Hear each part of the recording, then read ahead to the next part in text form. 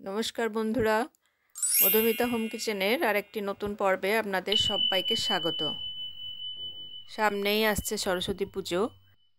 আজ আমি ভোগের খিচুড়ির রেসিপি শেয়ার করব। শীতের বিভিন্ন সবজি, গোবিন্দভোগ চাল আর সোনামুগের ডাল দিয়ে ভোগের খিচুড়ি খেতে অসাধারণ লাগে। যে কোনো পুজোতেই আপনারা এভাবে ভোগের খিচুড়ি বানিয়ে নিতে পারেন। চলুন তাহলে দেখে নেওয়া যাক আজকের রেসিপি। প্রথমেই ডালটাকে ভেজে নেব। শুকনো কড়াইয়ে ডাল দিয়ে মিডিয়াম ফ্লেমে 2 থেকে 3 মিনিট ভেজে নেব। যখন কালারটা হালকা চেঞ্জ হয়ে আসবে, সুগন্ধ বের হবে, তখন নামিয়ে নেব।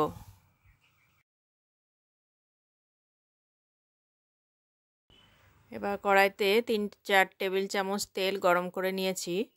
ডুমো করে কাটা একটা আলু আর একটা গাজর ভালো করে ভেজে নেব। ভাজা হয়ে গেছে, এবার গাজর আলু তুলে রেখে দেব।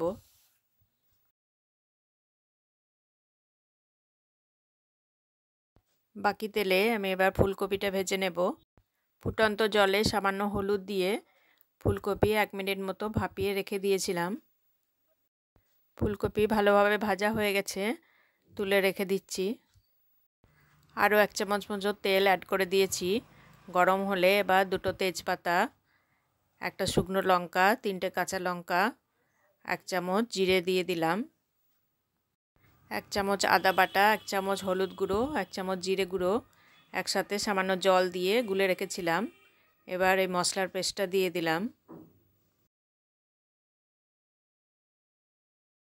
মশলার কাঁচা গন্ধ চলে যাওয়া পর্যন্ত মশলা ভেজে নিতে হবে। এবার একটা টমেটো কুচি দিয়ে দিলাম, সামান্য লবণ দিয়ে ভালো করে টমেটো ভেজে নেব।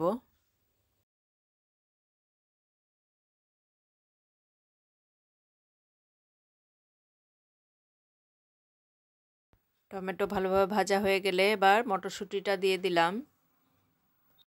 ভেজে রাখা ডাল ঠান্ডা হয়ে গেলে সমপরিমাণ চাল এবং ডাল একসাথে ধুয়ে জল ঝরিয়ে রেখেছিলাম। এবার চাল আর ডাল দিয়ে দিলাম।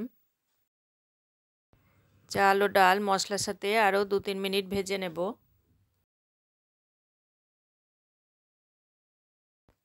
চাল ডাল কিছুটা ভাজা ভাজা হলে এবার ভেজে রাখা আলু আর গাজরটা দিয়ে দিলাম।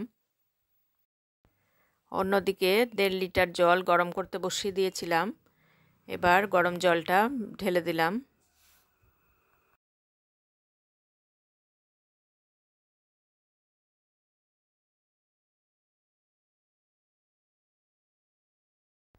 জল ফুটতে শুরু করেছে, এবার স্বাদ মতো লবণ দিয়ে দিলাম।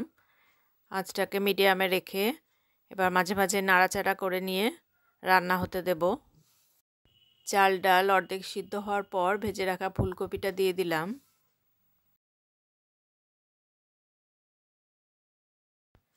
আরও 1/2 লিটার গরম জল দিয়েছি। হাতা দিয়ে মাঝে মাঝে নাড়াচাড়া করে সিদ্ধ হওয়া পর্যন্ত রান্না করে নিয়েছি।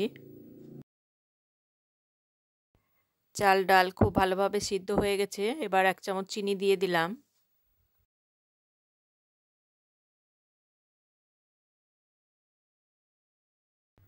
ভালো করে মিশিয়ে নিয়ে 1/4 চা চামচ গরম মশলা গুঁড়ো আর 1 চামচ ঘি দিয়ে দিলাম। ভোগের খিচুড়ি পরিবেশনের জন্য একদম তৈরি। আজকের এই রেসিপি যদি আপনাদের ভালো লাগে অবশ্যই লাইক, কমেন্ট ও শেয়ার করবেন। আর আমার চ্যানেলে যদি প্রথমবার ভিজিট করেন তাহলে চ্যানেলটিকে সাবস্ক্রাইব করার অনুরোধ রইল। চ্যানেলটিকে সাবস্ক্রাইব করে পাশে দেওয়া বেল আইকন প্রেস করে দেবেন, তাহলে নতুন রেসিপি আপলোড দিলেই আপনার কাছে নোটিফিকেশান পৌঁছে যাবে। আবার নতুন কোনো রেসিপি নিয়ে দেখা হবে পরের ভিডিওতে। সকলে ভালো থাকবেন। ধন্যবাদ।